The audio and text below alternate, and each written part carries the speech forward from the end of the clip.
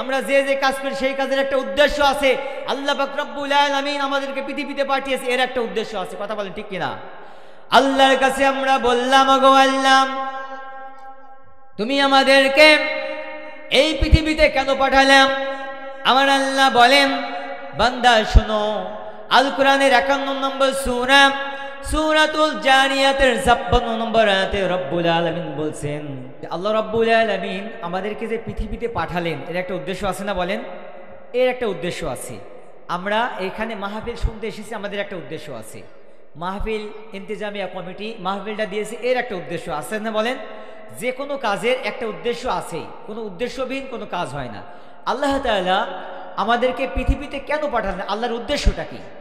আল্লাহর কাছে আমরা বললাম, ওগো আল্লাহ, তুমি আমাদেরকে পৃথিবীতে কেন পাঠালাম? আল্লাহ তাআলা কোরআনুল কারীমের 51 নম্বর সূরা, বলেন তো কত নম্বর সূরা?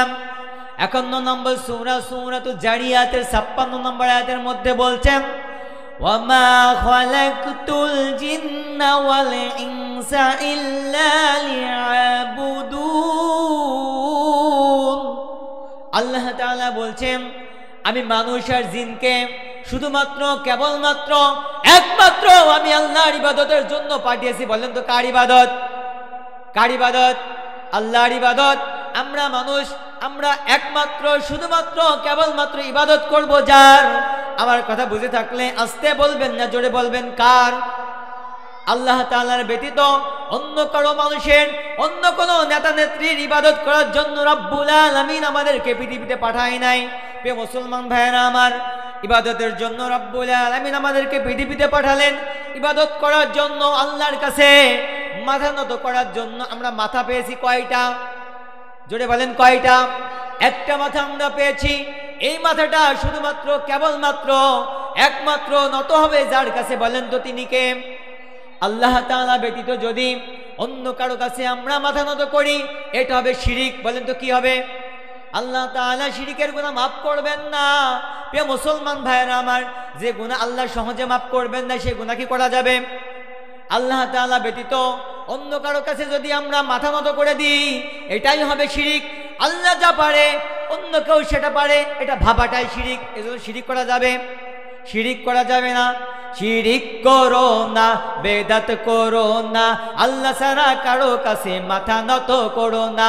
শিরিক করো না, বেদাত করো না, আল্লাহ ছাড়া কারো কাছে মাথা নত করো না। পীরের পূজা, গৌরের পূজা ইসলামেতে নাই, তবু মানুষ আল্লাহ ছাড়া মাথা যেন ওয়াই। আছে না নাই? পীরের পূজা, গৌরের পূজা ইসলামেতে নাই, তবু মানুষ আল্লাহ ছাড়া মাথা যেন ওয়াই। শিরিক করো না, বেদাত করো না, আল্লাহ ছাড়া কারো কাছে মাথা নত করো না। শিরিক করো না, বেদাত করো না, আল্লাহ ছাড়া কারো কাছে মাথা নত করো না।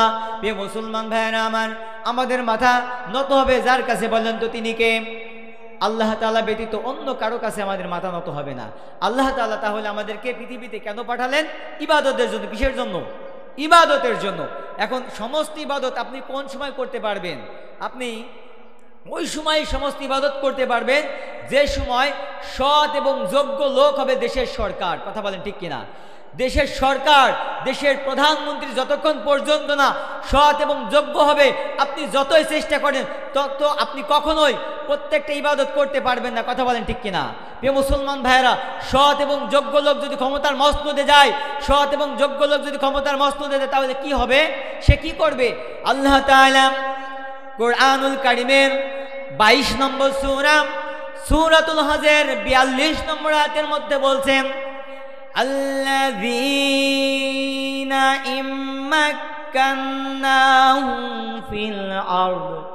আমি যখন মানুষদেরকে, আমি যখন কাউকে ক্ষমতার মসনদ দিব, ক্ষমতার চেয়ার দিব, প্রতিষ্ঠিত করব, তখন ওই বান্দা, ওই ব্যক্তিটা কাজ করবে 4টা। জোরে বলেন কয়টা? আমি যখন ক্ষমতার মসনদে আল্লাহওয়ালাকে বসাবো, আমি যখন কাউকে ক্ষমতার মসনদ দিব, কাজ করবে 4টা। 1 নম্বর কাজ হচ্ছে আকামুস সালাত। 1 নম্বর কাজ হচ্ছে সে ক্ষমতায় যখন বসবে সালাত কায়েম করবে। বলেন তো কি করবে? সালাত কায়েম করবে, নামাজ কায়েম করবে, এটা হচ্ছে তার 1 নম্বর কাজ। প্রিয় মুসলমান ভাইয়েরা, এখন কায়েম কি জিনিস আগে আমাদেরকে বুঝতে হবে। আমাদের সমাজে কাপড় পরা, প্যান্ট পরা, লুঙ্গি পরা, পায়জামা পরা, এটা হচ্ছে কায়েম আছে।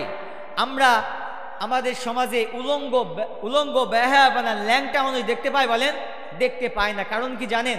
আমাদের সমাজে কাপড় পরা, প্যান্ট পরা, এটা কায়েম আছে, কিন্তু নামাজ কায়েম নাই।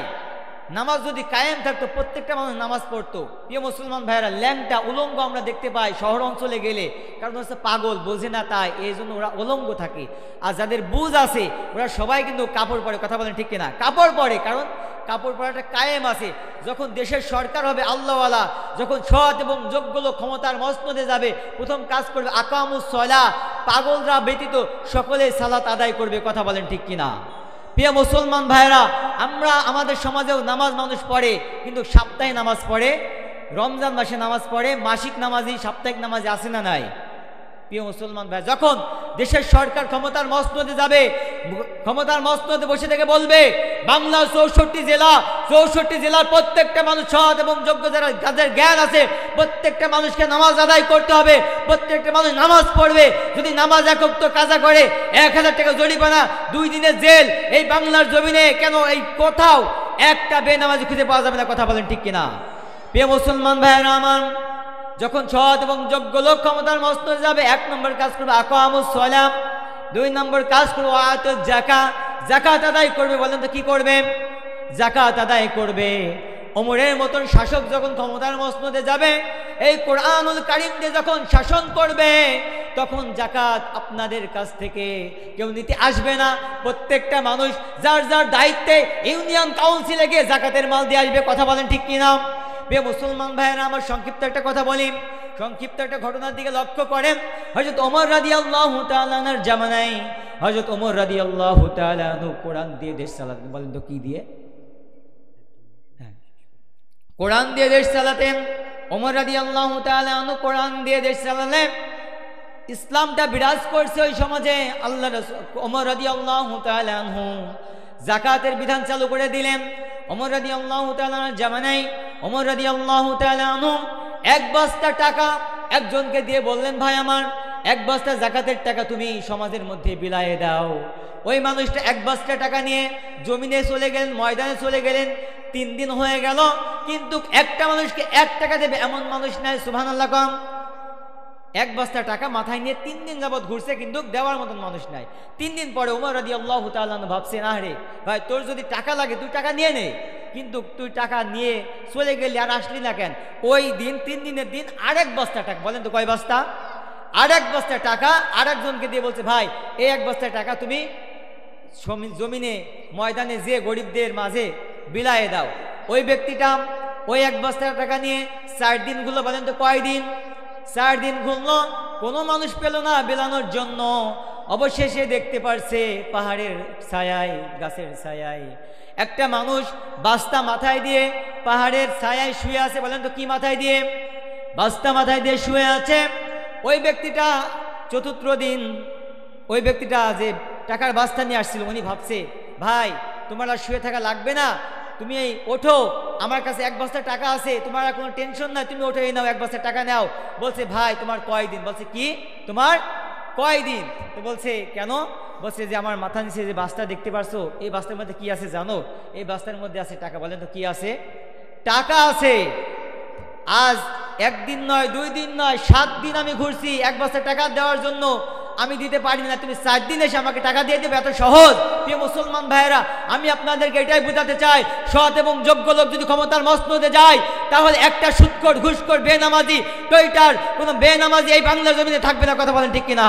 বাংলার জমিনে কোনো রামপন্থী বামপন্থীর জায়গা হবে না, বাংলার জমিনে কোনো বামপন্থী রামপন্থী ঠাঁই পাবে না। কথা বলেন ঠিক কিনা?